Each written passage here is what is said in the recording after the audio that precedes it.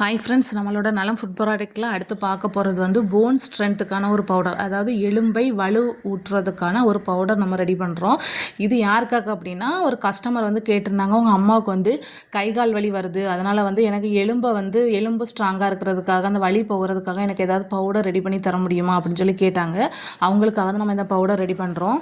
இந்த பவுடரை சாப்பிட்டோன்னா வலிலாம் பறந்துருமா அப்படின்னு சொல்லி கேட்டால் உடனே பறக்காதுங்க. ஏன்னா இது வந்து இங்கிலீஷ் மருந்து இல்லை.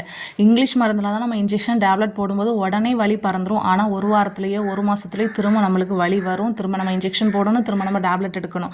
இதை நம்ம தொடர்ந்துக்கிட்டே இருக்கணும். ஆனால் இந்த உணவு மூலமாக நம்ம சாப்பிடும்போது நம்மளுக்கு வந்து எலும்பும் நல்லா ஸ்ட்ராங்காக இருக்கும். எலும்பில் உள்ள வலி கொஞ்சம் கொஞ்சமாக குறையும். ஆனால் அதுக்கப்புறம் வரவே வராது. ஆனால் இதை நம்ம தொடர்ந்து குடிச்சிக்கிட்டே இருக்கணும். இது வந்து பாலில் கலந்து குடிக்கிறது கிடையாது. கஞ்சாக தான் நம்ம குடிக்கணும். கஞ்சி காய்ச்சி தான் நம்ம குடிக்கணும். ஒரு நாளைக்கு ஒரு டைம் குடித்தாலே போதுமானது.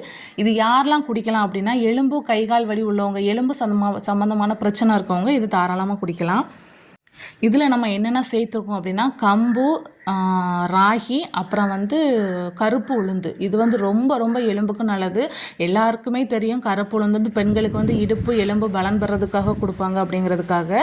அதே மாதிரி கம்புலையும் சரி ராகிலையும் சரி அதிகமான கால்சியம் சத்து இருக்குது. அதனால் இது வந்து எலும்பையெல்லாம் நல்லா ஸ்ட்ரென்த்தாக்கும். இதில் வந்து நம்ம கம்பையும் ராகியையும் நல்லா கழுவி ஊற வச்சு, ஒரு நாள் ஃபுல்லாக ஊற வச்சு, அதை துணியில் கட்டி முளை வந்ததுக்கு அப்புறம் தான் நம்ம இதை வந்து யூஸ் பண்ணுறோம். இதை வந்து நம்ம நல்லா காய வைக்கணும். நம்ம வந்து ட்ரையரில் தான் காய வைக்கிறோம், வெயிலில் காய வைக்கிறது கிடையாது. ஏன்னா மழை நேரமாக இருக்குது, வெயில் அதிகமாக இருக்காது. அது மட்டும் இல்லாமல் தூசி அதிகமாக விழுது, கடல் காற்றுக்கு வந்து தூசி அதிகமாக விழுது அப்படிங்கிறதுக்காக நம்ம ட்ரையரில் காய வைக்கிறோம். அப்புறம் எல்லா திங்ஸும் போட்டு வறுத்து இதை நம்ம பவுடர் பண்ணுறோம். வேணும் அப்படிங்கிறவங்க வந்து வாட்ஸ்அப் நம்பருக்கு கால் பண்ணுங்கள். தேங்க்யூ.